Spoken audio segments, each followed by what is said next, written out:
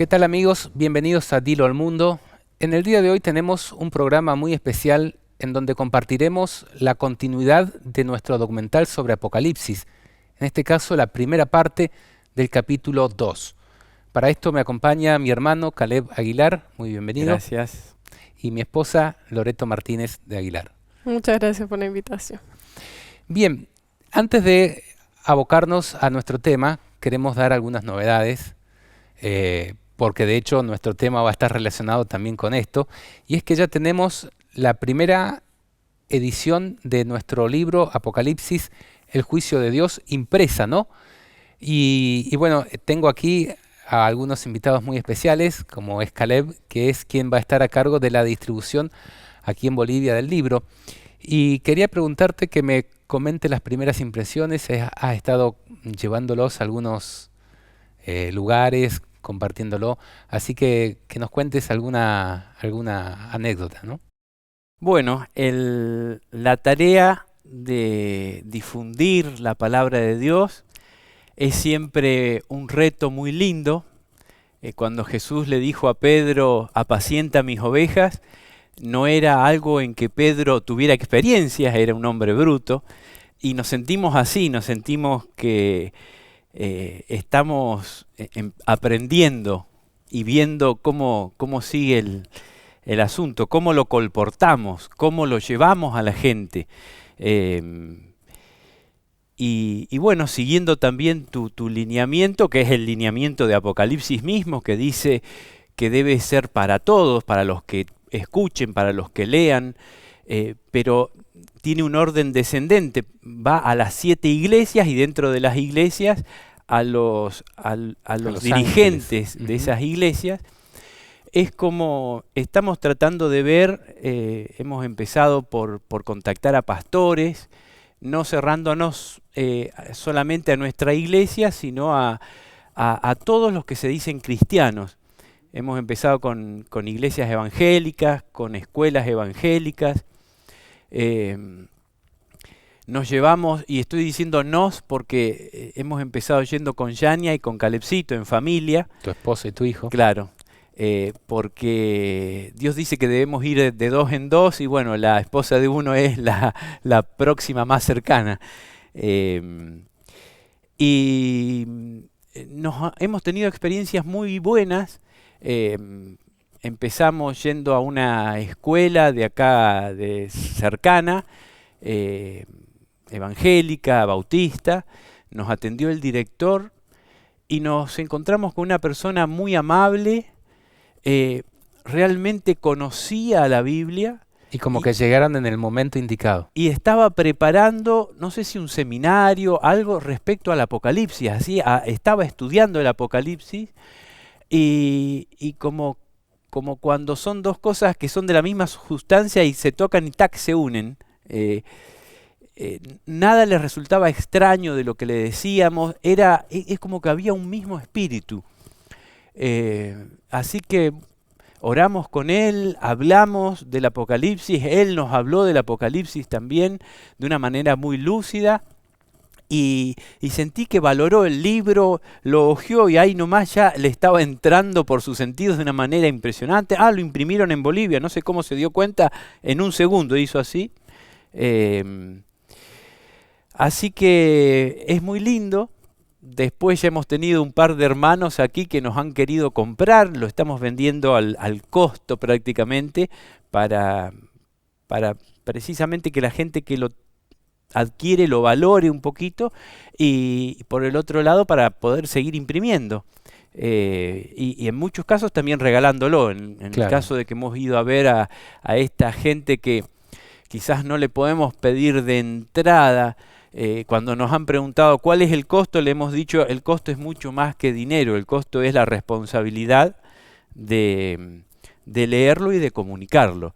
Y si no les parece interesante, bueno, permanecemos en contacto, les hemos tomado su WhatsApp para que nos avisen y poder entregar ese libro a otra persona. O sea, se los hemos dado en calidad de préstamo y tratando de escuchar cuáles son sus sus críticas, ya sea positivas o negativas, o si hay alguna pregunta que surja. Bueno, que sirva como excusa para poder relacionarnos en la palabra de Dios, para poder compartir la palabra de Dios finalmente, un estudio de la palabra de Dios. Así que es algo muy lindo tener la oportunidad de incursionar en esto. Y ya que hablabas ahí del costo, como quien dice, ¿no? Se habrán dado cuenta de que no es nuestra intención lucrar ni redituar con este libro. Desde el principio, desde que lo terminamos, hemos abierto una página web, diloalmundo.org. Aquí tengo la publicidad como para que lo puedan ver. Que las personas lo pueden descargar gratis, imprimir gratis, incluso si alguien quiere imprimirlo en su país a gran escala y distribuirlo, es completamente gratuito de nuestra parte. Y libre de derechos, digamos. Y libre de derechos, claro. Cualquier persona. El único punto que a veces uno no quiere, porque todo esto requiere esfuerzo, imprimirlo también requiere mucho esfuerzo y dinero, de que lo lleven las personas para llevarse algo y que quede guardado, que quede tirado por ahí, sino que se aproveche y se valore. Entonces, con solamente pedir el costo de impresión, ya ahí se filtra un poquito al que no le interesa. Al que no le interesa, que no está dispuesto ni a pagar ni el costo, como quien dice, ¿no? De todas maneras, aquel que tenga el suficiente interés para leerlo y no tenga los recursos, también estamos obsequiándolos, ¿no? Yo he obsequiado varios y también está abierta esa posibilidad. Lo que sí, el encargo es que se lea, que se estudie, no es para tirar, como quien dice, el dinero a la basura, ni el esfuerzo, porque todo esto lleva mucho esfuerzo. Y algo que quizás podríamos también compartir con las personas es, quizás las personas ahora estén como interesadas en ¿y cómo lo adquiero? ¿Cómo puedo adquirirlo dentro de Bolivia? Entonces, si pueden decir los medios en los que... Bien, más 591 640 88800. Ahí está apareciendo en pantalla. Ahí van a comunicarse con Caleb. Dentro de Bolivia nos resulta más fácil la distribución. Fuera de Bolivia y tirando a Estados Unidos, a Europa, es mucho más fácil a través de Amazon. Lo que es Sudamérica, bueno, Caleb va a estar encargado, sobre todo Bolivia. Estamos planificando también llevar varias cajas para Argentina. Y bueno, ya vamos a ir avanzando en lo que es la distribución, que eso es lo más engorroso, ¿no? Pero las personas también que son de aquí de Santa Cruz se pueden acercar al canal y ahí llevarse uno, o los que deseen. Lo mismo si hay alguna persona que quiere hacer lo que dice Caleb, de colportarlo, ¿no? Puede llevarlo al costo y sacarle una diferencia como para su mantenimiento y sobre todo nos interesa que llegue a toda aquella persona que tenga el interés y también a los que tienen la responsabilidad de ser los ángeles de la iglesia, de ser los maestros, de ser los líderes. Entonces, si tú eres miembro de alguna iglesia y quieres llevárselo a tu anciano, a tu pastor, a quien sea, ¿no? Al capellán de los colegios, que pueda examinarlo. Se supone que deberían ser las personas que tengan más herramientas para poder evaluar la veracidad y si es correcto o no es correcto los análisis, y que luego puedan transmitírselo lo que sea de provecho a sus congregaciones, ¿no? No sé si te quedó algo, Caleb. No, con respecto a esto, creo que hemos manifestado cuál es nuestra intención y básicamente el aprender, el todo lo que surja y que sea bueno y que sea positivo. No hay una regla rígida, lo vamos a hacer de esta manera. Con respecto a la iglesia adventista, nuestra iglesia, bueno, vos has ido a Argentina, te has comunicado con ellos, estás esperando, porque también sería lindo que la iglesia fuera el primer canal de distribución. Pero bueno, no estamos cerrados a una iglesia. Si usted es un hermano de otra iglesia, católico, evangélico, de la iglesia que sea, pero le interesa conocer la palabra de Dios, porque este libro tiene muy poca palabra de Noé, que es el autor. Lo que ha hecho Noé es Juntar versículos, digamos. interpretar la Biblia a la luz de la propia Biblia. O sea, ¿qué quiere decir esto que dice Apocalipsis? Y fíjate lo que dice allá, allá y allá, y entonces nos dilucida el significado. Y eso es realmente algo extraordinario. Sí. Yo he sido sinceramente muy bendecido al leerlo y bueno, quiero compartir eso también. Sí, y algo importante de eso también, que no es solamente un libro. Yo comentando con mi tío, ¿no? Que él lo leyó entero, es como más una guía de estudio, o sea, porque nuestra mente suele ser frágil, ¿no?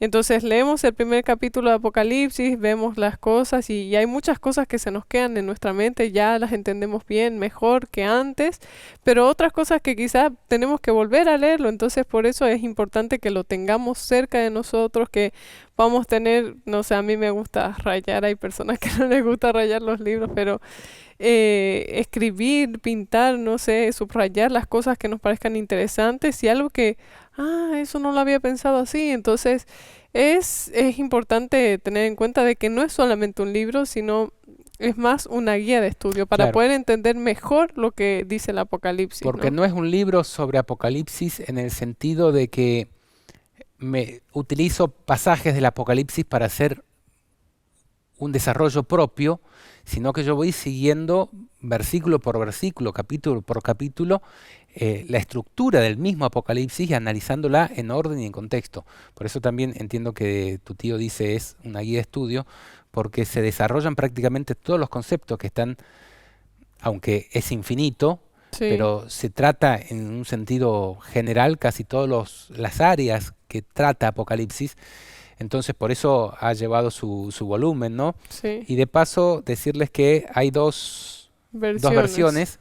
Tenemos el tapa dura, que digamos es el más presentable, más bonito, podríamos decir. Aunque también tenemos el tapa blanda, que es un poquito más económico, con tapa bastante gruesita, con solapas. Lo hemos hecho lo mejor que hemos podido y sin duda podremos ir mejorando con el transcurso de las ediciones posteriores, ¿no? Bien, hasta aquí el comentario sobre las novedades y el libro. ¿Qué les parece si empezamos ahora a analizar lo que vamos a presentar hoy, que es justamente la primera parte del segundo capítulo de este mismo libro, pero en formato documental? Se titula, en este caso, Revelaciones del Apocalipsis, capítulo 2, El juicio a la iglesia. Y sabemos que el capítulo 2 de Apocalipsis trata acerca de las cartas o los mensajes de Jesús a las 7 iglesias del Apocalipsis. Ahora, ¿por qué lo hemos titulado El juicio a la iglesia? Bueno, si ustedes recuerdan de lo que trató el primer capítulo de Apocalipsis y nuestro documental, nosotros lo habíamos denominado Introducción al Apocalipsis. Allí se da el marco, se da el contexto en el cual es dado el Apocalipsis. Nosotros presentamos los diferentes factores de la comunicación que tiene cualquier mensaje. Sabemos que hay un emisor, hay un receptor, está el mensaje, pero además de eso, que es lo básico, tenemos que conocer el código en el que es enviado el mensaje, el canal a través del cual es enviado y el contexto en el que es enviado, Para entender el mensaje. para poder entender justamente el mensaje. Y si ponemos un ejemplo de épocas remotas, por ejemplo, así como se escribió el Apocalipsis, imaginemos el tiempo de la comunicación por Telegramas. telegramas, por ejemplo.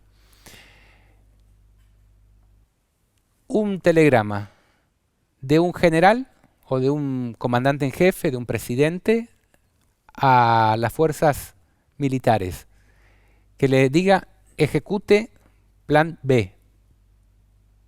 ¿Cómo vas a entender ese ejecute plan B? Y agreguémosle un adicional, ejecute plan Cóndor, ¿no? Lo entendería alguien que realmente sepa el contexto y los planes. Tiene que entender el idioma en el que es enviado ese mensaje, tiene que acceder al canal de comunicación por el medio del cual es enviado ese mensaje y tiene que entender el contexto. ¿Cuál es el contexto?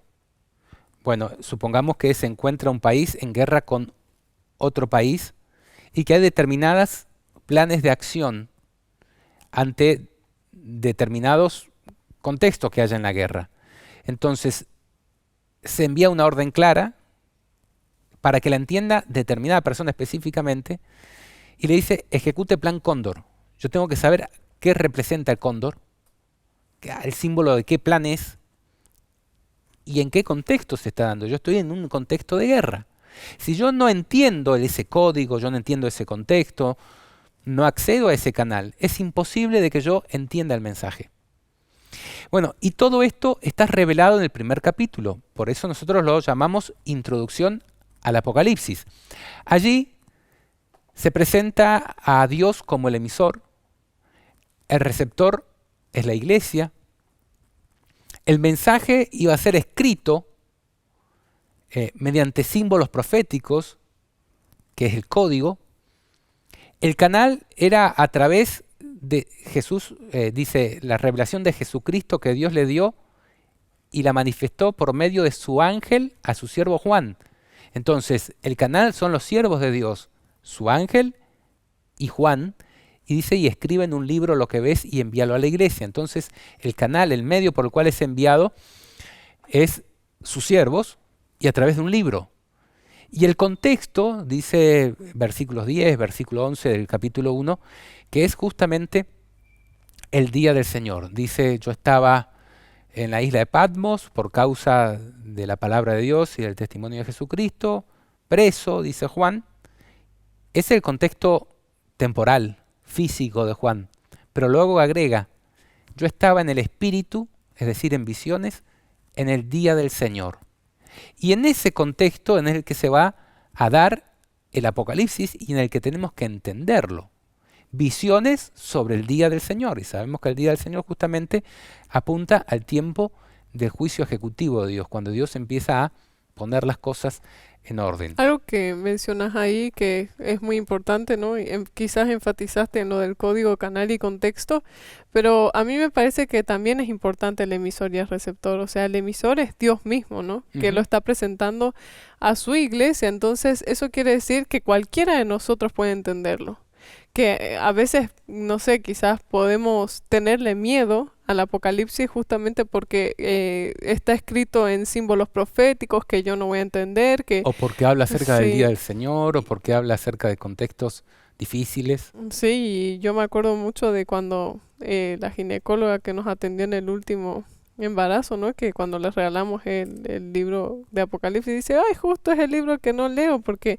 Y yo creo que es lo que le suele pasar a muchas personas, porque le tienen miedo a ese libro. Entonces, es importante tener en cuenta de que este libro fue escrito de parte de Dios para su iglesia. Y nosotros sabemos que la iglesia somos cada uno de nosotros y cada persona que tenga el deseo en su corazón de entender. Entonces, si nosotros nos ponemos a disposición y le decimos, bueno, Señor, ayúdame a entender, quizás yo le tengo miedo a esto, quizás no entiendo muchas cosas y yo sé que Dios nos da la sabiduría y nos comienza a ayudar y también a hacernos entender mejor. Y justamente el libro, Apocalipsis, el juicio de Dios, nos ayuda un poco a entender quizás esos símbolos, ¿no? Y lo que has presentado, los documentales que has presentado. El primero, ¿no? Presentando el contexto en el cual está escrito. Entonces, quizás son cosas que se pasan muy por encima o se pasa por alto y no se toman tanto en cuenta, pero son muy relevantes. Por ejemplo, las cosas que se enfatizan. Por ejemplo, ¿qué es el día del Señor? Es el día del juicio del Señor, el día donde va a ser derramada su ira también. Entonces, quizás muchas personas no lo entienden así. Quizás tenemos un entendimiento más sesgado y más corto de eso. Entonces, realmente Dios nos quiere enseñar a cada uno de nosotros como su iglesia y no es algo que esté lejos de nuestro alcance. Acá es bueno tener una visión contextual. porque a veces empezamos a leer y no entendemos. Pero si a pesar de no entender, leemos, seguimos leyendo, tratando de hacer lo posible para entender, nuestros ojos se empiezan a abrir porque entramos a relacionar. Bueno, Noé lo que ha hecho es, todos esos años que ha estado estudiando Apocalipsis desde chiquito y con más intensidad ahora para hacer el libro, bueno, volcar eso, esa visión contextual para que podamos entender parte por parte. Y ahí discúlpame que te haga una interrupción, porque muchas veces no a todas las personas les asusta Apocalipsis, sino que a algunas les gusta. Yo habiendo sido criado en la iglesia adventista y padres que les gustan las profecías de la Biblia, era un libro de consulta frecuente, pero muchas veces se da que vamos a ciertos pasajes, a ciertos capítulos en particular que nos sirven para los estudios que estamos haciendo, para los estudios que presentamos, y entendemos esas partecitas. Entendemos quién es la bestia, entendemos quién es la ramera de Apocalipsis, entendemos quién es la mujer pura, entendemos Apocalipsis 17, donde se presenta la sentencia contra la gran ramera, Apocalipsis 18, cuando se invita a las personas a salir de Babilonia. Entendemos Apocalipsis 21, cuando viene la Nueva Jerusalén, el milenio. Hay muchas cosas que las entendemos bien, pero hay otras que las pasamos por alto durante casi toda nuestra vida. Y personalmente yo creo que para poder entender bien Apocalipsis hay que empezar por el principio. Y muchas veces empezamos por el principio, pero para mostrar qué es la revelación de Dios y la importancia de eso. Pero ahí nos quedamos. El resto del principio, del capítulo 1, del capítulo de los mensajes a las iglesias, capítulo 4, capítulo 5, es como que permanecen más en el olvido, podríamos decir. No estamos hablando todo el tiempo sobre eso, no estamos estudiando todo el tiempo. Y lo que yo les recomiendo a las personas que quieran entender Apocalipsis es que empiecen por el principio. Y es fundamental entender justamente esto que yo les presentaba antes. La introducción al Apocalipsis en el sentido de, bueno, tenemos que entender los códigos. Y bueno, y después podemos presentar algunos ejemplos, pero si cada símbolo tiene su significado en el propio Apocalipsis o en la propia Biblia, no hay escuela de interpretación que valga, no hay método de interpretación que valga. Las muchas aguas representan pueblos, multitudes, naciones y lenguas, punto. Los candelabros representan iglesias, punto. Se acaban los conflictos. Vos decís decir. Punto porque Apocalipsis lo dice de manera clara y concisa, o sea, no Estoy hay dando lugar a ejemplos, dudas. ¿no? Entonces, no hay mucho más para discutir. Acá dice el símbolo y dice el significado. Ahora nos falta entender también el contexto en el que es dado Apocalipsis. Y eso yo insisto que es fundamental para poder entender todo el mensaje.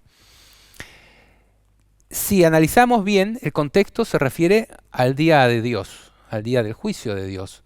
Ahí se presenta una visión del Hijo del Hombre en Apocalipsis 1 que pega, que mixtura, podríamos decir, que es compatible con el día del juicio.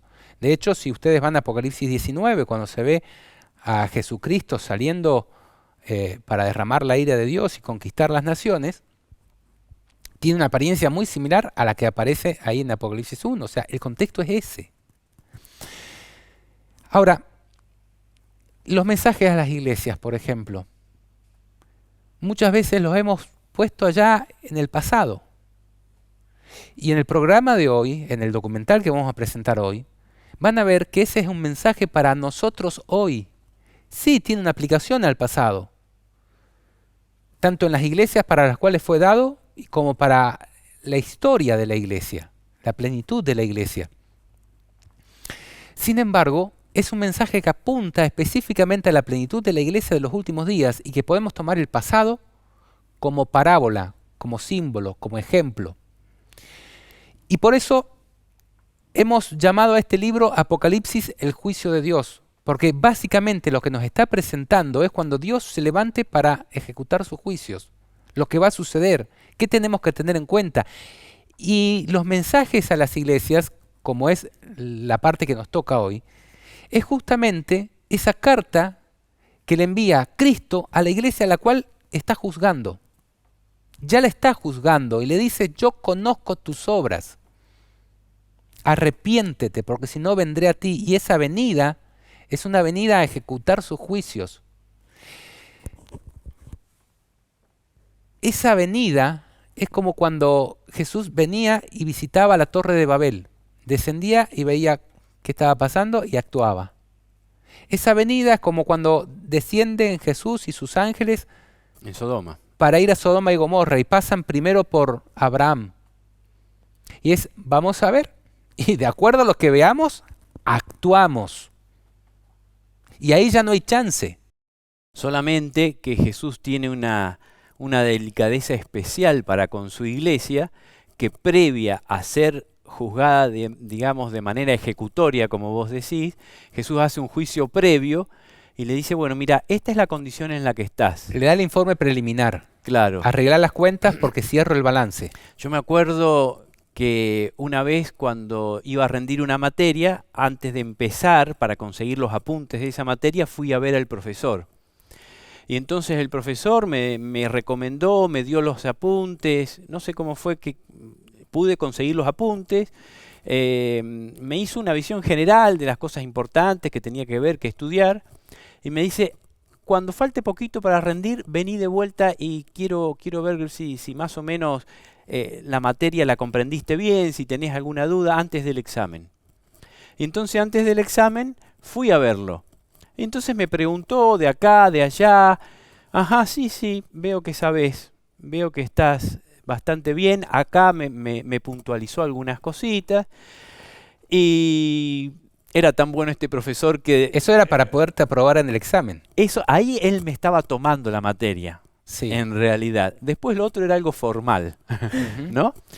Y entonces me dice, bueno, mira, veo que sabés, para que no tengas ningún traspié en el examen ni nada, agarrá una hoja que te voy a dar algunos ejercicios para que los hagas, los resuelvas tranquilo y después en el examen no tengas ningún traspié. Los mismos que te iba a tomar luego. Bueno, y entonces me dio esos ejercicios y no me acuerdo si fueron exactamente esos o muy parecidos los que me tomó luego. Pero era un profesor de esos buenos en gran medida, ¿no?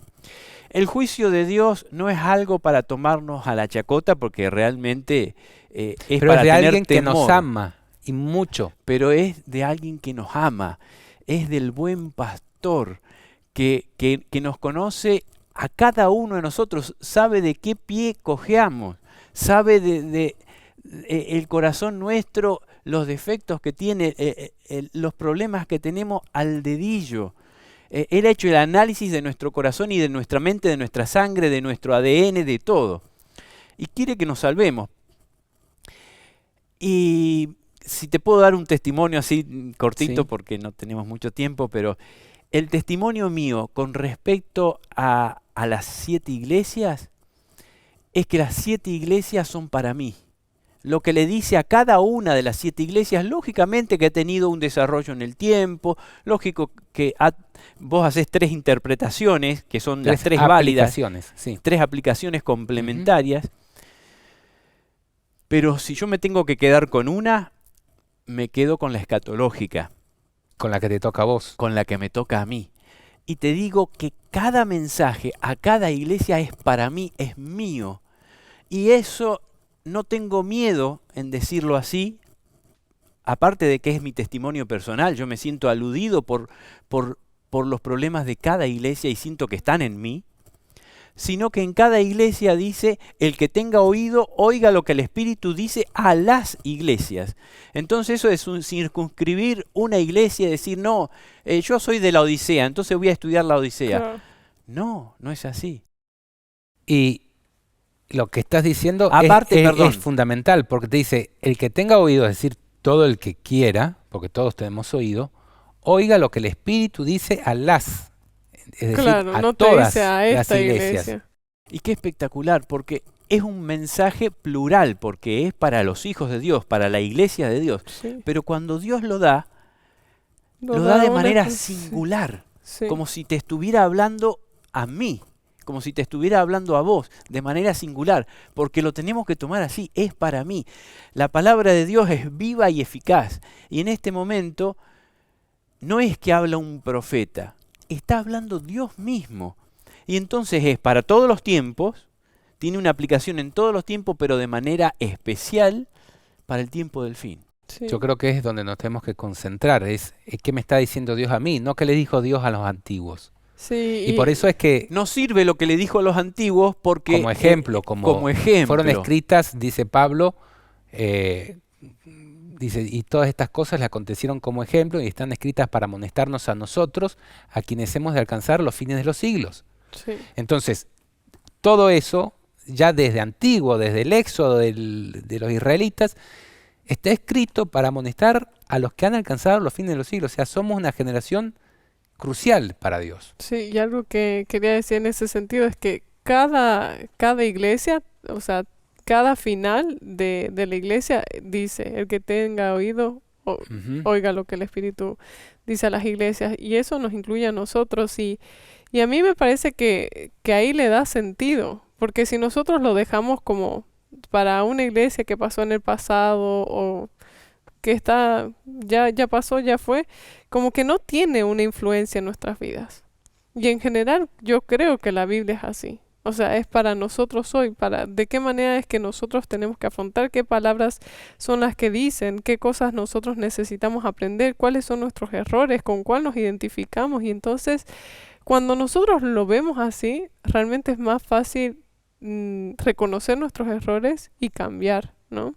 Y Y podemos tomar las promesas de Dios como claro, mucho más para mí, personales claro, de sí, lo que está diciendo. y cada promesa, o sea, uno las piensa son cuando Jesús venga por segunda vez, ¿no? Y algo también que me gustó mucho del documental que presentaste es que vamos a presentar ahora, que son las dos primeras iglesias, ¿no? Que es Éfeso y Esmirna. Es de que como que hay palabras que describen lo que va a ser esa iglesia y lo que va a ser después. Y es como algo que me quedó mucho, que les voy a hacer un poco de spoiler, como quien dice, es de Esmirna significaba mirra, ¿no?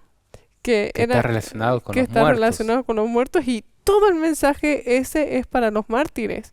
Y eso me hizo decir, wow, o sea, realmente como que hay cosas que son detalles que quizás no los tomamos en cuenta, pero si los vemos es como que es más fácil que se nos queden en la mente, y también es más fácil que apreciemos su belleza, ¿no? Mm. Y entonces creo que ese es uno de las grandes ventajas de este estudio que estamos presentando hoy, porque realmente nos hacen ver cosas que en el pasado no veíamos, y como mencionaba, ¿no? Se presentan tres interpretaciones, tres aplicaciones, ¿no? Que son las de personales de la iglesia de Éfeso, las personales de la iglesia Esmirna, y así, y cómo pasó en el tiempo, y también el contexto, el hablar del contexto histórico, el hablar de cómo era esa iglesia, el hablar de en qué situación estaba. Eso también te hace entender, entonces quizás por eso es que dice esto, por eso es que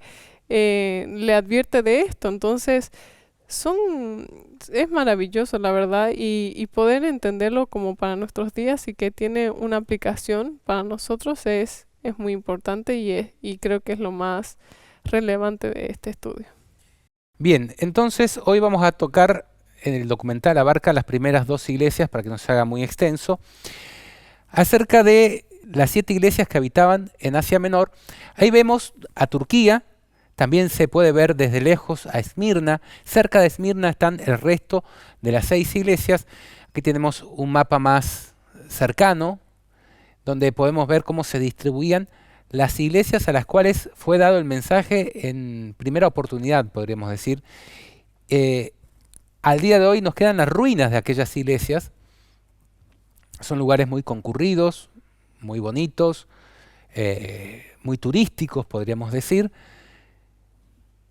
Esto es Éfeso, las ruinas de Éfeso. Aquí estamos viendo unas ruinas de Esmirna. Y realmente son ciudades que hoy son muy pintorescas, muy bonitas. Esto es Esmirna en la actualidad, como se lo ve. Y dentro de estas ciudades se encuentran las ruinas antiguas, ¿no? Van a ver imágenes en el documental acerca de estos lugares, pero sobre todo lo que quiero invitarles es a que consideren el mensaje a la iglesia como el mensaje que Cristo tiene para ti hoy. Préstale atención, porque de nada sirve que vayamos a entender el resto de los símbolos proféticos de Apocalipsis, el resto de las profecías, de los poderes que van a gobernar el mundo, si no escuchamos esa voz que dice: yo conozco tus obras, arrepiéntete, para que puedas tener parte conmigo. Espero que pueda ser de bendición también para ti, como lo ha sido para nosotros. Dios te bendiga. Apocalipsis es tremendamente lógico y ordenado en su desarrollo. Nada sucede por casualidad aquí, sino que en cada detalle encontramos el orden y la sabiduría propios de su autor.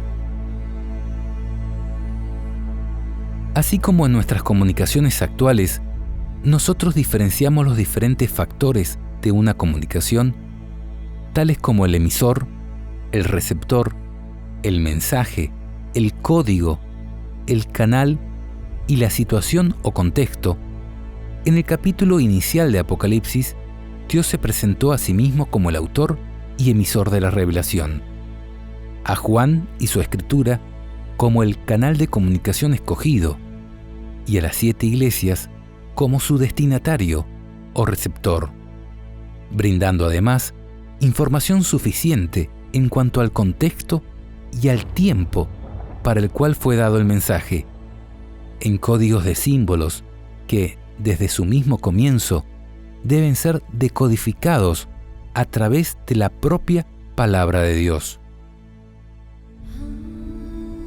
De la misma manera, en los capítulos subsiguientes, Apocalipsis presenta el mensaje que Dios envía, con un apartado especial en donde, antes de revelar lo que sucederá en el mundo durante el gran día del Señor, Apocalipsis se detiene a realizar un cuidadoso examen de su pueblo, con llamados, reprensiones y promesas, para que pueda atravesar victorioso los terribles días que le esperan y estar de pie ante la venida del Hijo del Hombre.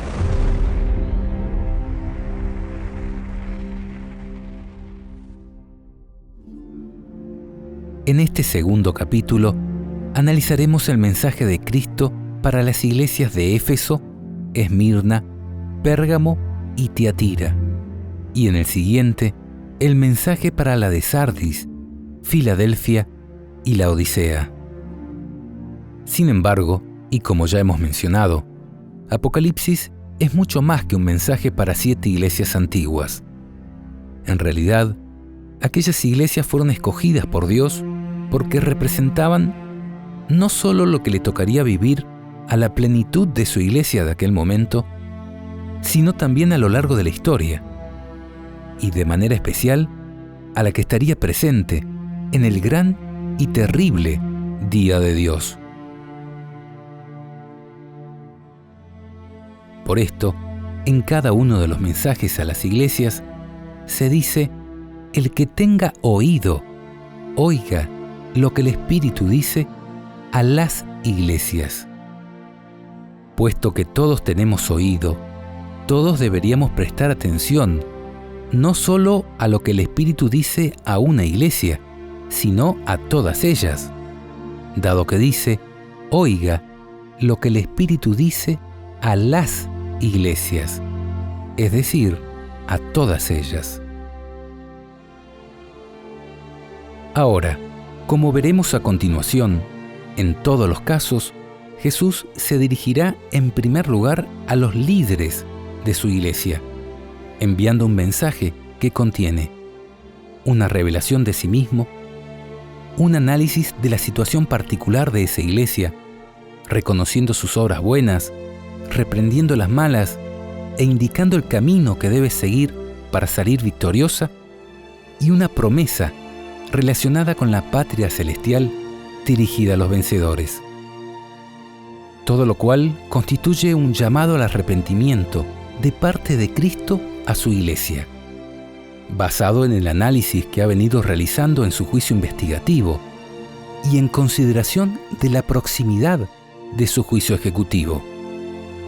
Juicio que, en definitiva, es benigno, dado que su fin es de salvación, pero veraz y certero al mismo tiempo, y que, tal como anuncia el apóstol Pedro, debe comenzar por la casa de Dios. Él dijo, porque es tiempo de que el juicio comience por la casa de Dios. Y si primero comienza por nosotros, ¿cuál será el fin de aquellos que no obedecen al Evangelio de Dios?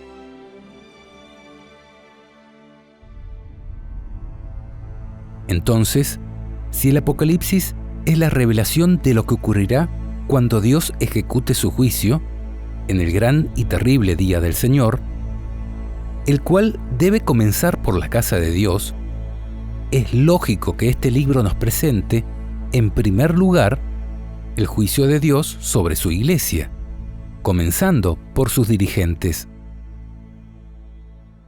Por esto, no por casualidad, en cada uno de los mensajes a estas iglesias, Jesús se dirige a ellos diciendo, yo conozco tus obras, lo cual es muy significativo desde el punto de vista de su juicio, dado que éste se realizará en base a las obras de cada uno.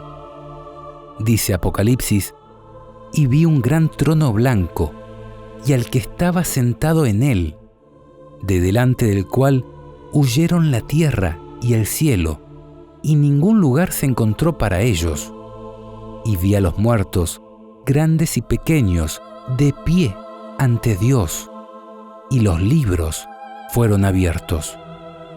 Y otro libro fue abierto, el cual es el libro de la vida. Y fueron juzgados los muertos por las cosas que estaban escritas en los libros, según sus obras. También el apóstol Pablo fue muy claro cuando dijo, por tu dureza y por tu corazón no arrepentido, atesoras para ti mismo ira, para el día de la ira y de la revelación del justo juicio de Dios, el cual pagará a cada uno conforme a sus obras, vida eterna a los que, perseverando en el bien hacer, buscan gloria y honra e inmortalidad, pero ira y enojo a los que son contenciosos y no obedecen a la verdad, sino que obedecen a la injusticia.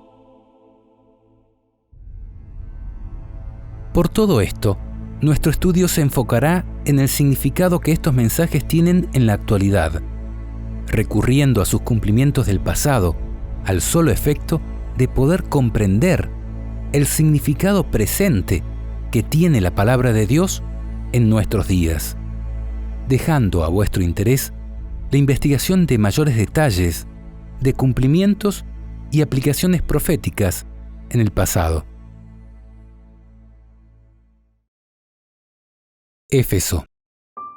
En el mensaje a la iglesia de Éfeso, Jesús se presenta como aquel que, estando en permanente cuidado de su iglesia, tiene a sus dirigentes en su mano derecha, diciendo, escribe al ángel de la iglesia de Éfeso, es decir, escribe a los dirigentes de esta.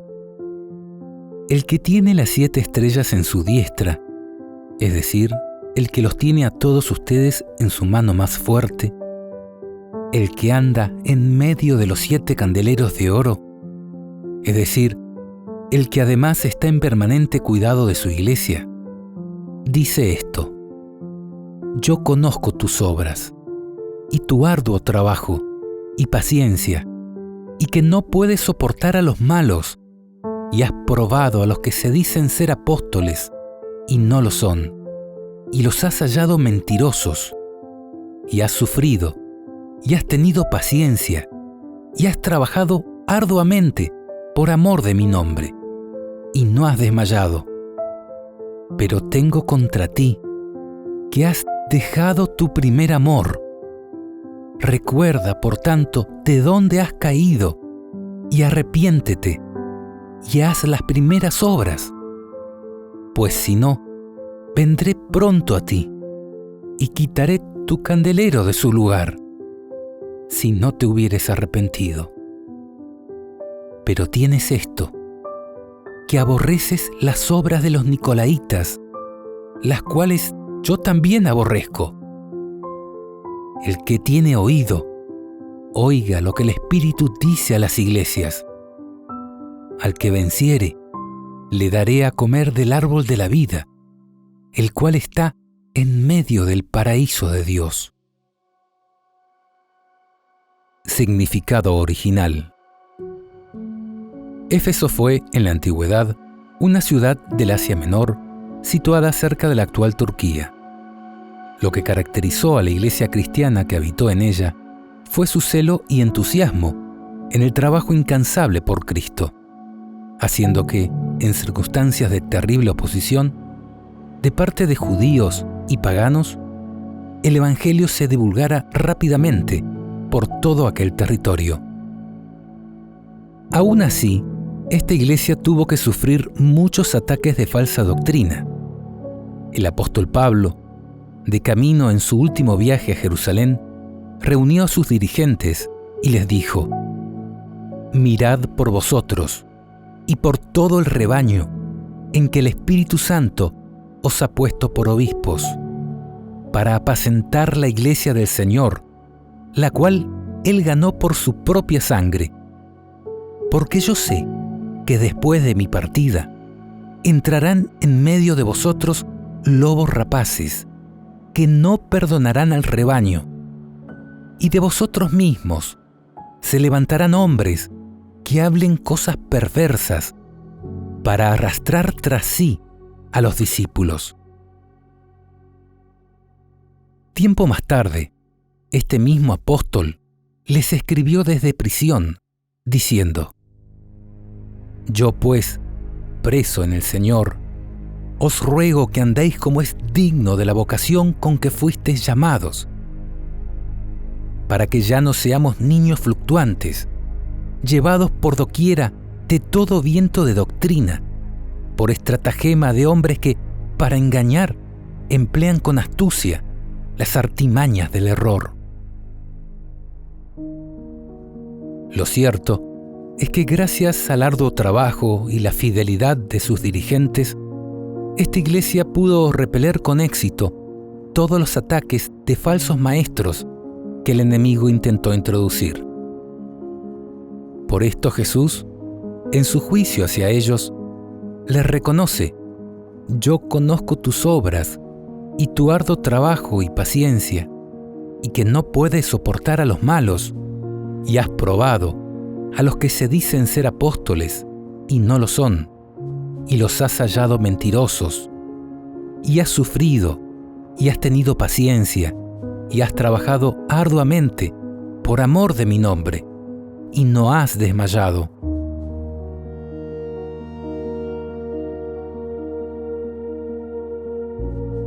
Ahora, no obstante sus buenas obras, Jesús les reclama algo de suma importancia que estaba haciendo peligrar su utilidad y su salvación. Les dice: «Pero tengo contra ti que has dejado tu primer amor». Al parecer, luego de tanto lidiar con tantas falsas doctrinas, los dirigentes de Éfeso perdieron el foco de su atención en Cristo y se enfrascaron en vanas discusiones que terminaron por apartarlos de su camino original. De esta manera, el enemigo estaba logrando su fin, dado que aunque fue repelido en sus engaños, logró que esta iglesia se apartara de Cristo, por lo que se tornó fría y legalista.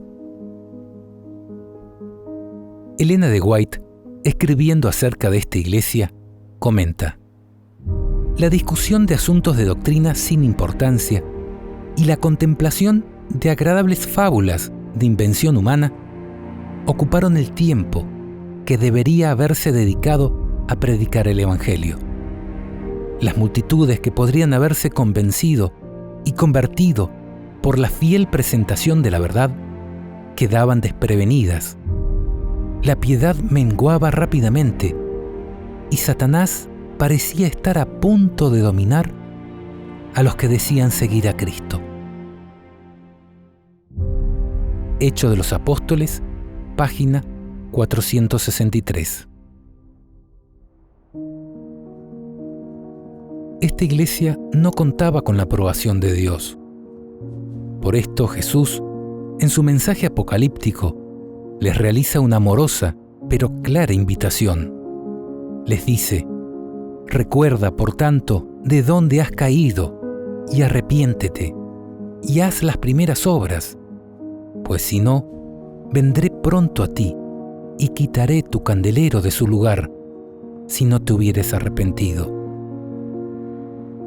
Como salta a la vista, la venida de Cristo, en este contexto, implica un juicio ejecutorio, dado que el quitar el candelero implica rechazar a quienes estaban encargados de llevar la luz de su evangelio. Algo que Jesús ya había efectuado tiempo atrás con los dirigentes de la iglesia judía, cuando les dijo: por tanto os digo que el reino de Dios será quitado de vosotros y será dado a gente que produzca los frutos de él. Sin dudas, se trata de una tremenda reprensión de parte de Jesús a los dirigentes de esta iglesia. No obstante, en este punto de su juicio, nuestro Señor vuelve a rescatar algo positivo que llenaba su corazón, diciéndoles: pero tienes esto, que aborreces las obras de los nicolaítas, las cuales yo también aborrezco. ¿Quiénes eran los nicolaítas y cuáles eran sus obras? La enciclopedia en línea Wikipedia dice: es probable que el término nicolaítas tenga su raíz en dos palabras griegas, Nico y Laos.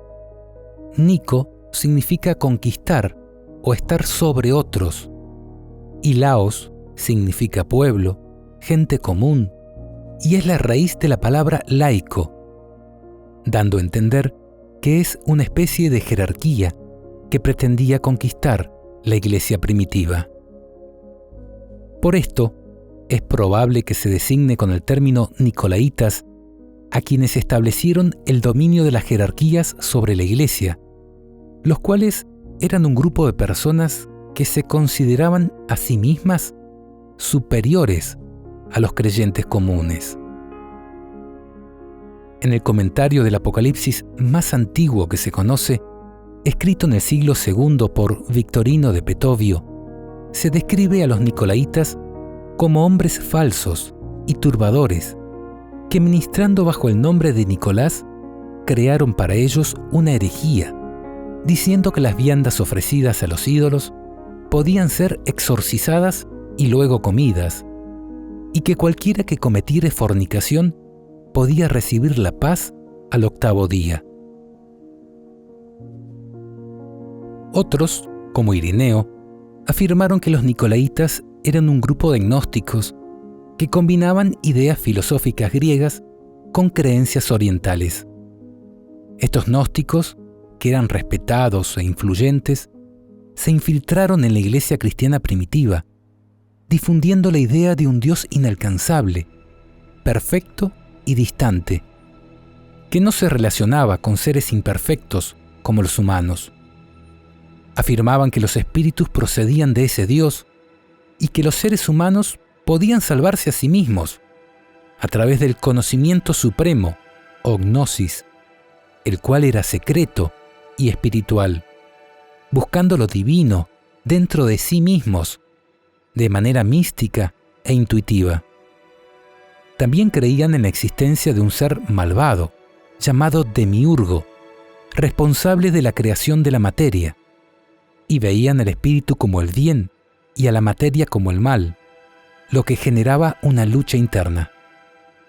Estos gnósticos cristianos negaban que Jesucristo fuera el Hijo de Dios, considerándolo un hombre común, aunque altamente evolucionado, cuya verdadera misión era enseñar a los hombres el principio de salvarse a sí mismos. Según ellos, no era necesaria la obediencia a la verdad, ni el perdón de los pecados, dado que lo que se hiciera con el cuerpo no afectaba la pureza del alma, por lo que practicaban toda clase de inmoralidades. Otros castigaban y maltrataban el cuerpo a fin de liberar al espíritu. Hipólito, por su parte, también afirmó que había evidencia histórica de una secta gnóstica llamada los Nicolaitas, aproximadamente un siglo después de Cristo. Todo lo cual está en consonancia con las palabras que escribió Judas, no el traidor, en la Biblia, sobre hombres corruptos de entendimiento, que por el pernicioso deseo de conquistar la iglesia, introdujeron doctrinas que pervirtieron el Evangelio. Él escribió: Amados, me ha sido necesario escribiros, exhortándoos que contendáis ardientemente por la fe que ha sido una vez dada a los santos, porque algunos hombres han entrado encubiertamente, hombres impíos que convierten en libertinaje la gracia de nuestro Dios, y niegan a Dios, el único soberano, y a nuestro Señor Jesucristo.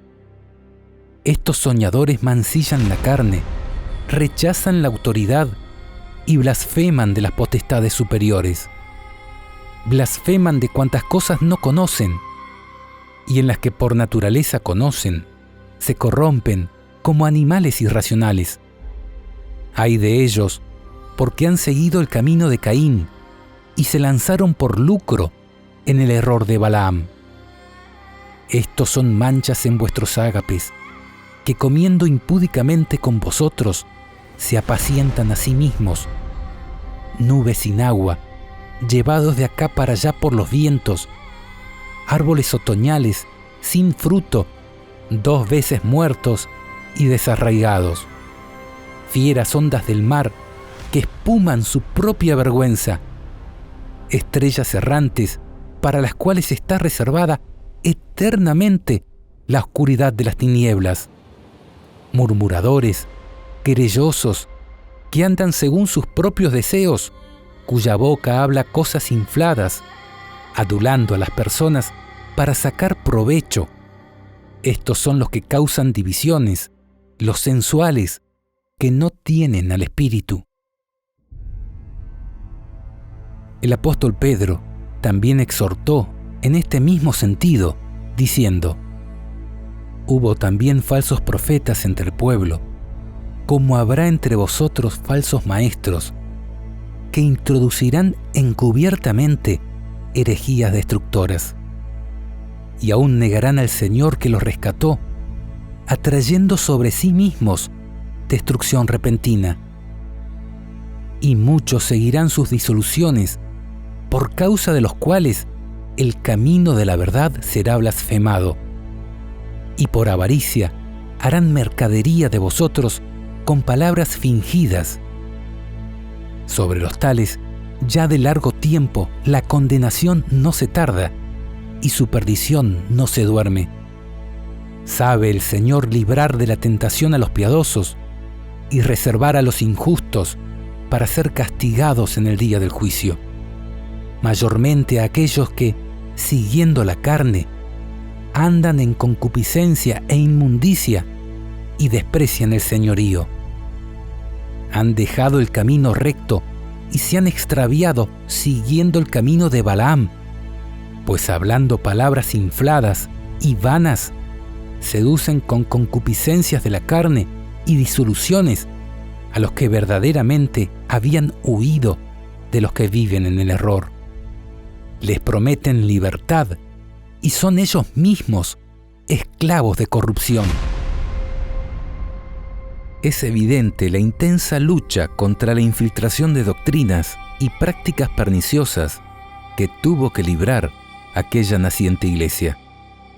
Todo lo cual cumplía aquellas palabras de Jesús cuando dijo: Guardaos de los falsos profetas, que vienen a vosotros vestidos de ovejas, pero por dentro son lobos rapaces.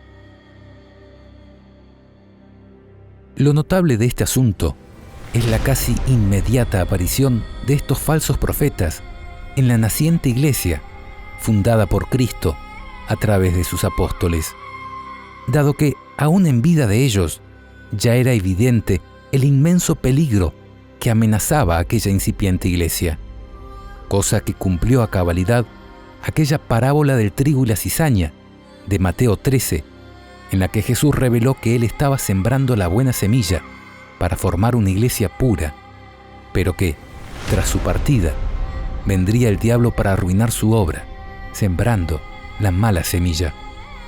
Y esto es justamente lo que estaba sucediendo en la iglesia de Éfeso con los llamados Nicolaitas.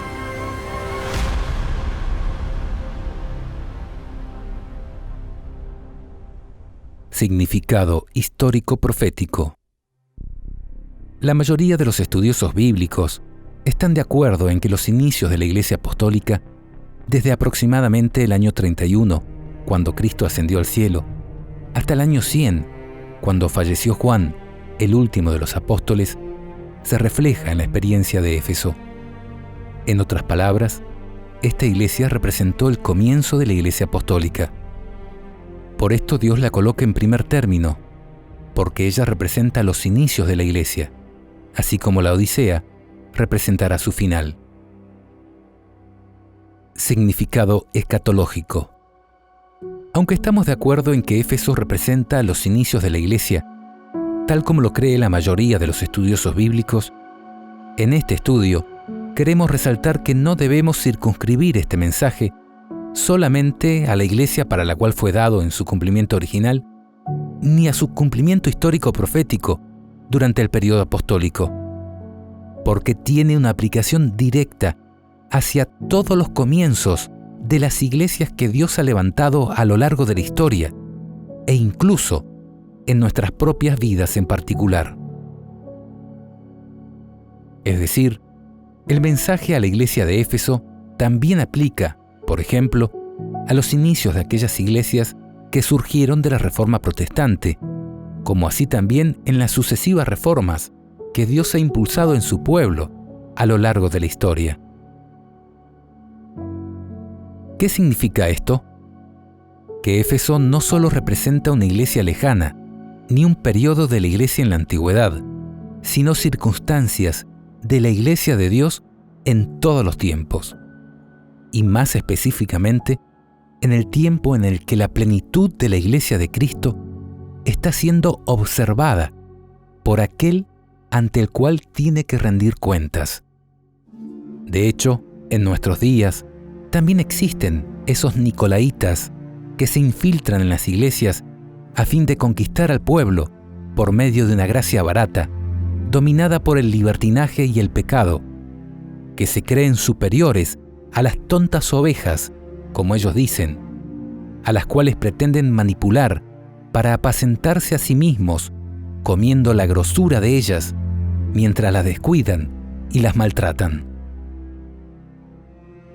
Personalmente, veo iglesias de Éfeso no solo en los grandes movimientos que dieron origen a muchas de las iglesias que existen desde la antigüedad, sino también en las realidades de iglesias locales, fundadas por personas comprometidas con Dios, que han trabajado arduamente, no solo en la plantación y construcción de dichas iglesias, sino también en su lucha contra las malignas influencias que el enemigo intenta introducir para corromper la iglesia de Cristo. Conozco alguna de esas iglesias, en las cuales aún permanecen sus fundadores o hijos de aquellos, donde la verdad ha permanecido firme frente a las acechanzas del enemigo, tanto en temas doctrinales como en estilos de adoración que pervierten el culto, como la introducción de música que no alaba a Dios, shows de todo tipo, mundanalidad y cultos espiritualistas, pero que lastimosamente han perdido su primer amor. Son iglesias con pureza doctrinal, pero frías y sin amor fraternal. En tales iglesias, nuestro Señor también hoy le habla a sus dirigentes, reconociéndoles sus buenas obras, su arduo trabajo y dedicación, pero también con duras palabras de reprensión por haberse alejado de Él mismo. Les dice: si sigues así, si no te arrepientes, no podrás ser parte de aquellos que llevan mi luz al mundo. Tendré que quitar tu candelero y dárselo a otros. Si quieres tener parte conmigo, recuerda de dónde has caído. Recuerda aquellos días en que tu amor por mí impregnaba cada aspecto de tu vida y te llevaba a hacer cualquier cosa y a sufrir cualquier pena con tal de ver una sonrisa en mi rostro, con tal de llevar a otros a mi bendita esperanza. Recuerda los días de tu primer amor por mí y arrepiéntete. Regresa a aquellos días, empezando a hacer aquellas obras.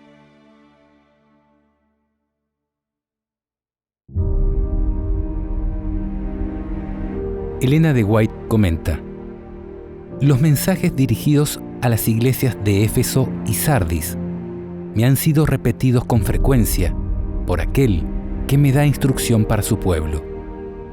Estamos viviendo el cumplimiento de estas advertencias. Nunca antes se había cumplido una escritura tan al pie de la letra como estas. Testimonios para la Iglesia, tomo 8, páginas 105 y 106. La Iglesia remanente está llamada a atravesar una experiencia similar a aquella de los judíos, y el testigo fiel que anda en medio de los 7 candeleros de oro tiene un solemne mensaje que mostrar a su pueblo. Él dice: pero tengo contra ti que has dejado tu primer amor. Recuerda, por tanto, de dónde has caído y arrepiéntete y haz las primeras obras, pues si no, vendré pronto a ti y quitaré tu candelero de su lugar si no te hubieres arrepentido. Apocalipsis 2, 4 y 5. El amor de Dios se ha estado desvaneciendo en la Iglesia y como resultado, el amor del yo ha surgido con renovado vigor. Con la pérdida del amor de Dios ha venido la pérdida del amor por los hermanos. La Iglesia puede corresponder con toda la descripción que se da de la Iglesia de Éfeso, y sin embargo, faltarle la piedad vital. De ella dice Jesús: yo conozco tus obras, y tu arduo trabajo y paciencia, y que no puedes soportar a los malos, y has probado a los que se dicen ser apóstoles, y no lo son, y los has hallado mentirosos, y has sufrido, y has tenido paciencia, y has trabajado arduamente por amor de mi nombre, y no has desmayado. Pero tengo contra ti que has dejado tu primer amor. Apocalipsis 2, 2 al 4. Esto se encuentra en Mensajes Selectos, tomo 1, página 454. Este mensaje es para todas las etapas históricas de nuestra Iglesia. Es nuestra tarea conocer nuestras debilidades y pecados acariciados, que producen oscuridad y debilidad espiritual, y han apagado nuestro primer amor. ¿Es la mundanalidad? ¿Es el egoísmo? ¿Es el amor por la estima propia? ¿Es la lucha por ser el primero? ¿Es la sensualidad lo que nos aleja de Dios? ¿Es el pecado de los nicolaitas que cambiaban la gracia de Dios por lascivia? ¿Es la indiferencia hacia la gran luz, la Biblia? ¿Es el mal uso o el abuso de las oportunidades y los privilegios lo que nos lleva a tener jactanciosas pretensiones de sabiduría y conocimientos religiosos, mientras la vida y el carácter son inconsistentes e inmorales? No importa qué haya sido lo que hemos acariciado y cultivado hasta tornarse fuerte y dominante. Hagamos decididos esfuerzos para ser vencedores, para no perdernos y comer del árbol de la vida. Recibiréis poder, página 363. Por esto, entendemos que el mensaje a Éfeso también llega a los creyentes de manera individual, a aquellos que han trabajado arduamente por Cristo, combatiendo contra las fuerzas del mal, pero que hoy se encuentran desviados de aquel primer amor. A todos ellos, Cristo les dice: el que tiene oído, oiga lo que el Espíritu dice hoy a las iglesias. Al que venciere, le daré a comer del árbol de la vida, el cual está en medio del paraíso de Dios.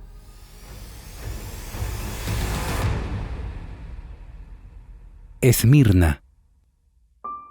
En el mensaje a la iglesia de Esmirna, Jesús nuevamente apela a sus dirigentes, diciendo: escribe al ángel de la iglesia en Esmirna, el primero y el postrero, el que estuvo muerto y vivió, dice esto: yo conozco tus obras, y tu tribulación, y tu pobreza, pero tú eres rico, y la blasfemia de los que se dicen ser judíos, y no lo son, sino sinagoga de Satanás.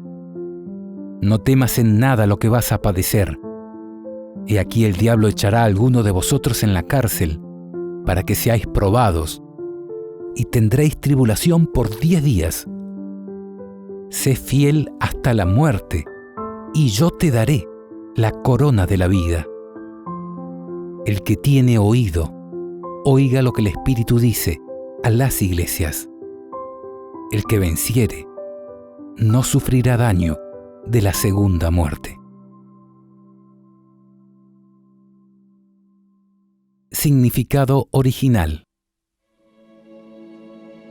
Esmirna era una ciudad comercial de asombrosa belleza que se ubicaba a 60 kilómetros al norte de la ciudad de Éfeso.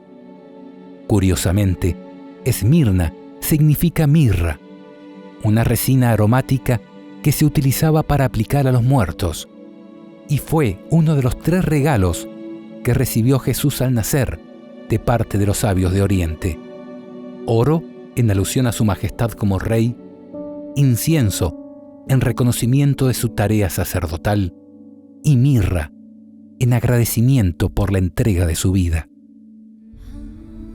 Coincidentemente con esto, Jesús se presenta a ella como el que estuvo muerto y vivió, lo cual indica que Jesús se manifiesta como alguien que conoce, en carne propia, los sufrimientos que les tocaría afrontar a esta iglesia.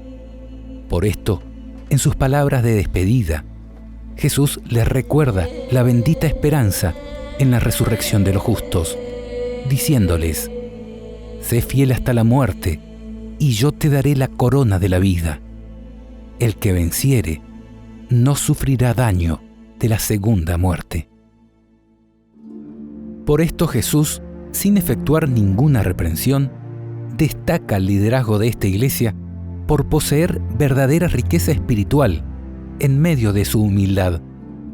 Él le dice: yo conozco tus obras, y tu tribulación, y tu pobreza, pero tú eres rico, lo cual está relacionado con la primera de las bienaventuranzas del Sermón del Monte, en la cual Jesús dijo: bienaventurados los pobres en espíritu, es decir, los que no son altivos y orgullosos, porque de ellos es el reino de los cielos.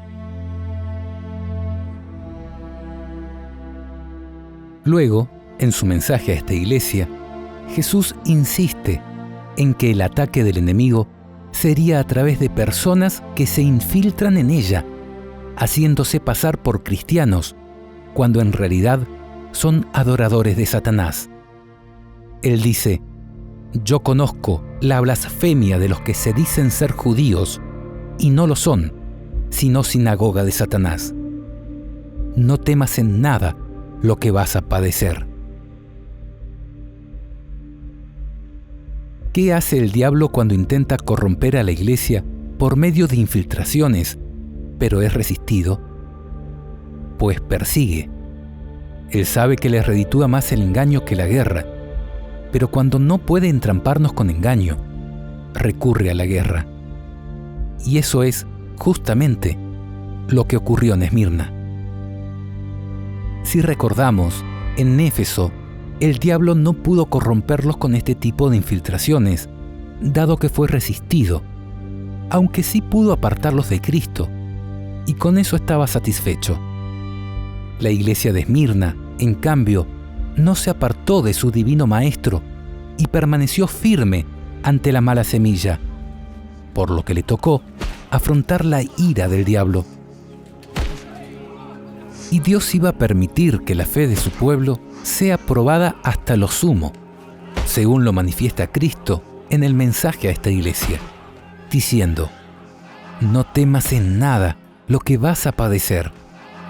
He aquí el diablo echará a alguno de vosotros en la cárcel para que seáis probados, y tendréis tribulación por 10 días. Sé fiel hasta la muerte, y yo te daré la corona de la vida.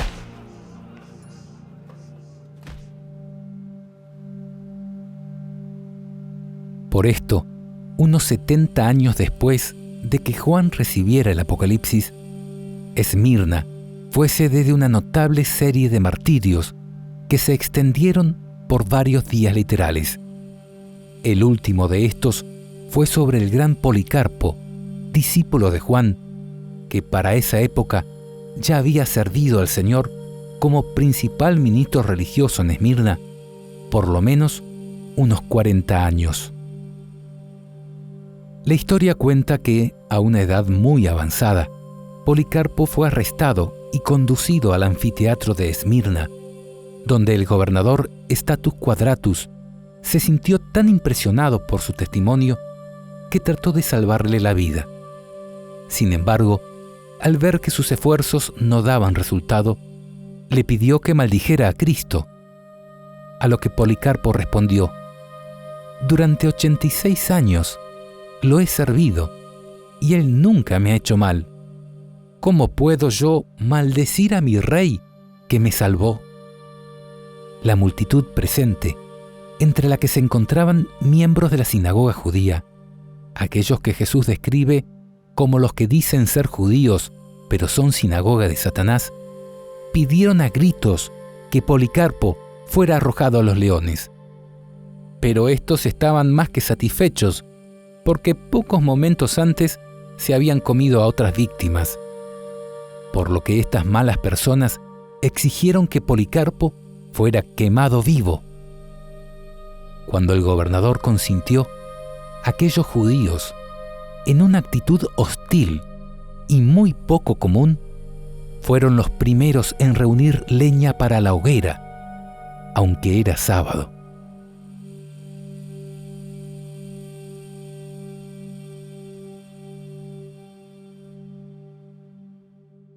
Significado histórico profético.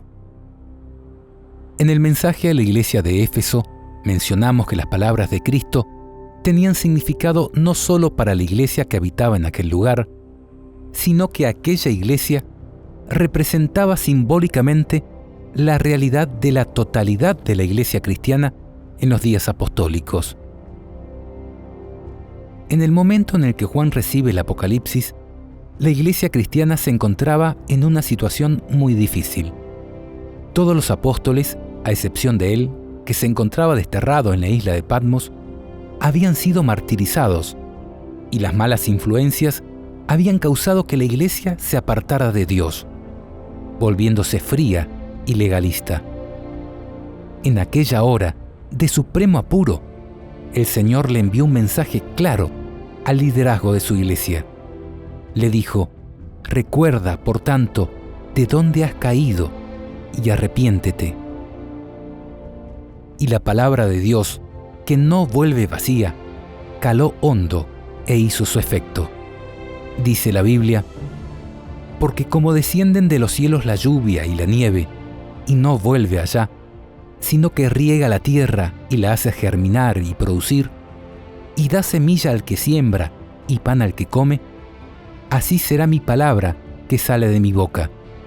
No volverá a mí vacía, sino que hará lo que yo quiero, y será prosperada en aquello para que la envié.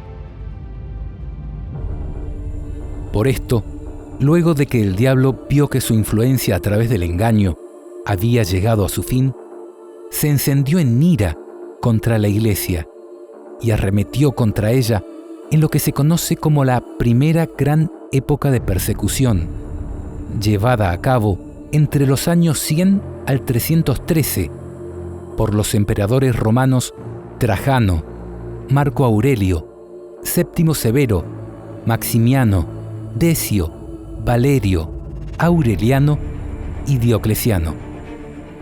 Este es el periodo histórico profético al que hace referencia la aplicación tipológica del mensaje enviado a la iglesia de Esmirna, el cual concluyó con 10 años de intensa y terrible persecución. De acuerdo con Números 14, 33 al 34 y Ezequiel 4:6, en muchas de las profecías de la Biblia, un día profético equivale a un año literal.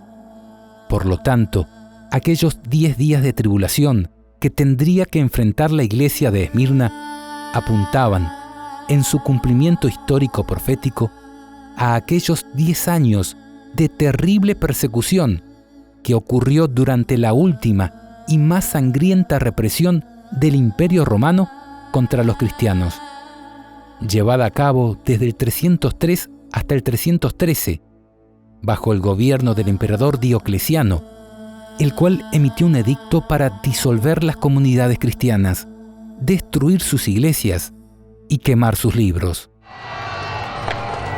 En el 303 después de Cristo, el emperador Diocleciano emite un edicto contra los cristianos, conocido como la Gran Persecución. Cuando se emite el edicto de persecución, se desencadena lo que es virtualmente una cultura de crueldad administrativa. La Gran Persecución marca el comienzo de lo que los cristianos llaman la era de los mártires. Cualquier cristiano que proclame su fe en público será condenado a muerte.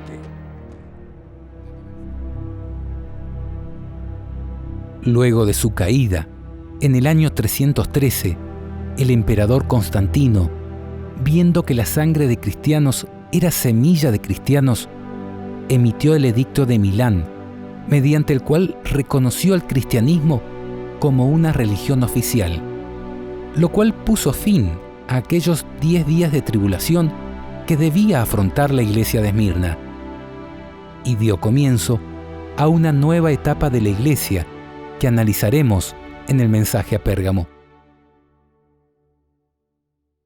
Significado escatológico. En la actualidad, estamos viviendo un tiempo en el que la Iglesia de Dios se encuentra apartada del primer amor, tal como se encontraba la Iglesia de Éfeso en los días de Juan. Por lo que, así las cosas, el diablo se encuentra tranquilo. Sin embargo, debido a que nos aproximamos al gran día del Señor, hoy como ayer, Jesús ha enviado un mensaje a la Iglesia a través de su siervo Juan, diciendo: recuerda, por tanto, de dónde has caído y arrepiéntete. Este mensaje, que fuera enviado a la iglesia de Éfeso, volverá a hacer su efecto en nuestros días, cuando la luz del Apocalipsis vuelva a brillar sobre la iglesia de Cristo. El resultado seguro será el despertar, no solo de la iglesia, sino también de la ira del diablo sobre ella, dado que, según dijo el apóstol Pablo, todos los que quieran vivir piadosamente en Cristo Jesús padecerán persecución. Por esto, Esmirna representa en la actualidad aquella porción de la iglesia que se arrepiente y vuelve a Dios, estando dispuesta a morir por Cristo. Elena de White comenta: cuando la tormenta de persecución realmente se desate sobre nosotros, las verdaderas ovejas oirán la voz del verdadero pastor. Se harán esfuerzos abnegados para salvar a los perdidos, y muchos que se habían extraviado lejos del redil regresarán para seguir al gran pastor. El pueblo de Dios se unirá y presentará al enemigo un frente unido. Ante el peligro común, cesará la lucha por la supremacía y no habrá disputas sobre quién debe ser considerado el mayor. Evento de los últimos días, página 130.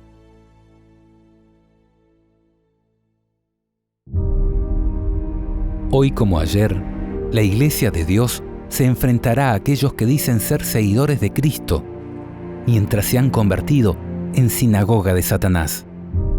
Apocalipsis, hablando acerca de esto, dice: Después de esto vi a otro ángel descender del cielo, con gran poder, y la tierra fue alumbrada con su gloria.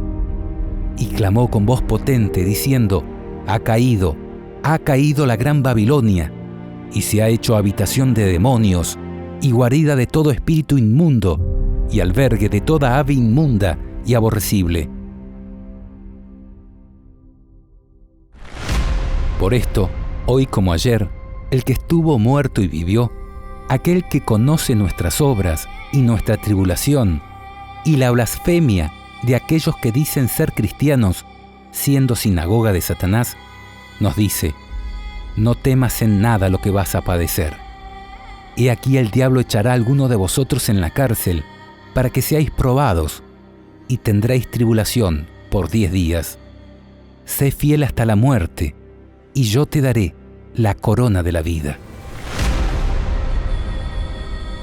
Luego, al describir el martirio que vendrá sobre la iglesia, Apocalipsis dice: cuando abrió el 5º sello, vi bajo el altar las almas de los que habían sido muertos, por causa de la palabra de Dios y por el testimonio que tenían.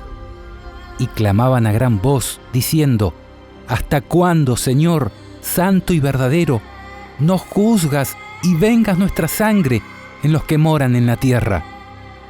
Y se les dieron vestiduras blancas, y se les dijo que descansasen todavía un poco de tiempo, hasta que se completara el número de sus consiervos y sus hermanos, que también habrían de ser muertos como ellos.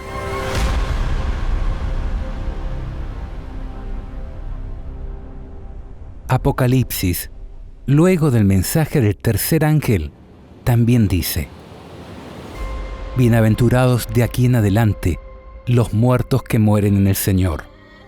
Sí, dice el Espíritu, descansarán de sus trabajos, porque sus obras con ellos siguen.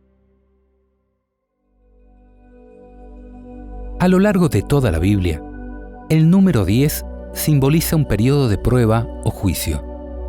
Por ejemplo, el profeta Daniel enfrentó una prueba de 10 días relacionada con su alimentación, al cabo de los cuales iba a ser evaluado, es decir, juzgado. De igual manera, la simbología del número 10 como un tiempo de prueba está expresada en las 10 plagas que cayeron sobre Egipto previo a la liberación del pueblo de Israel.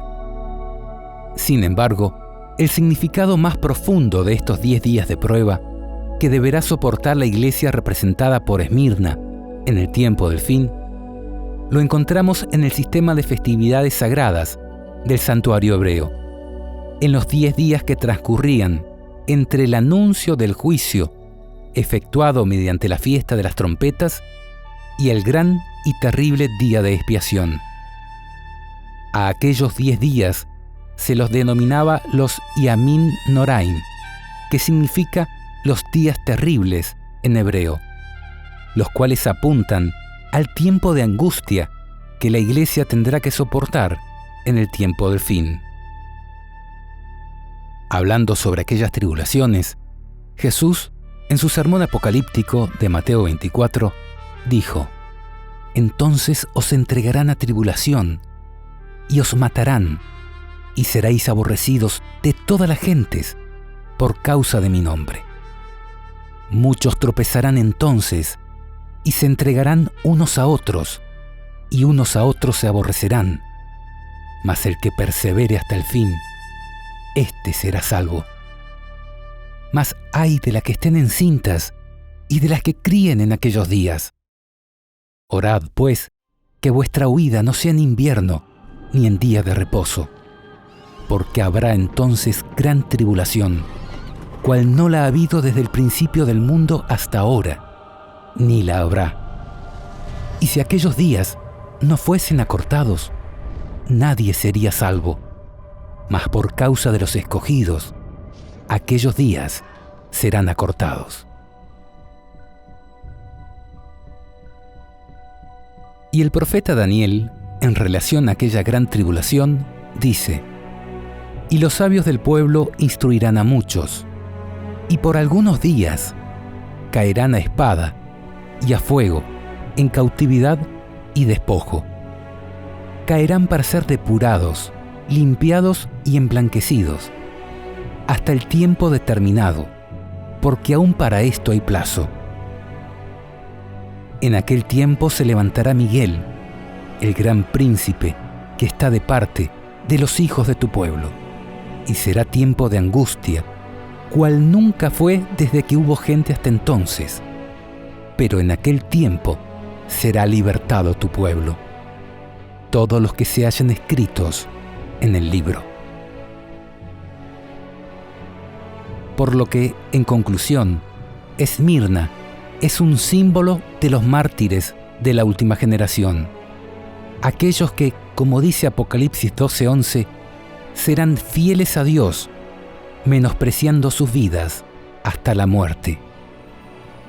A todos ellos, hoy como ayer, el que estuvo muerto y vivió, les dice: sé fiel hasta la muerte, y yo te daré la corona de la vida. El que venciere no sufrirá el daño de la segunda muerte.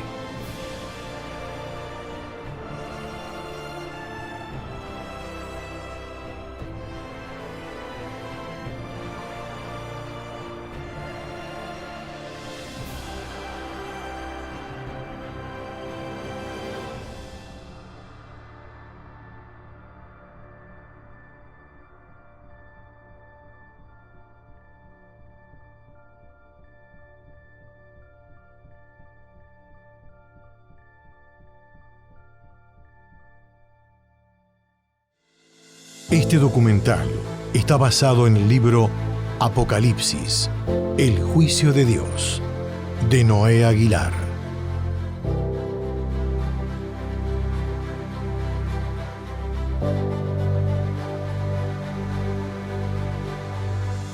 Descárgalo gratis en diloalmundo.org. También disponible en Amazon.